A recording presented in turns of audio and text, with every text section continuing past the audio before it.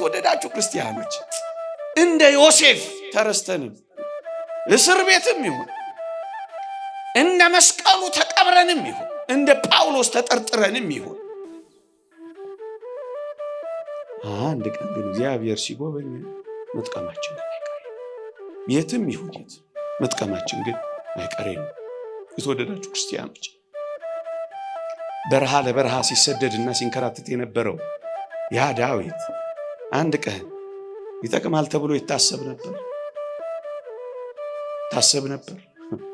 አቤሴሎምም ሳኦልን ያሳደደው በምድረ በዳ የተንከራተተው አንድ ቀን ወደ ዙፋኑ ይመለሳል ብሎ የሚያስብ ነበር።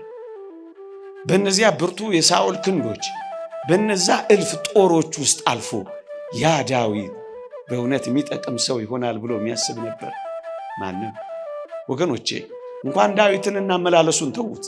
እነዛ ዳዊት የተሸሸገባቸው ምድረ በዳዎች ጠቃሚ ይሆኑ ነበር ብሎ የሚያስባል።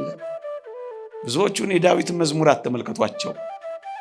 ዳዊት የዘመራቸው በቤተ መንግሥት ውስጥ አልነበረም። ዳዊት የዘመረው በምድረ በዳዎች ነበር። በኤዶምያስ ምድረ በዳ የዳዊት መዝሙር ሲል ታገኙታላችሁ።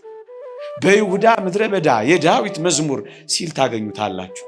በቤተ መንግሥት ከዘመረው በላይ እግዚአብሔርን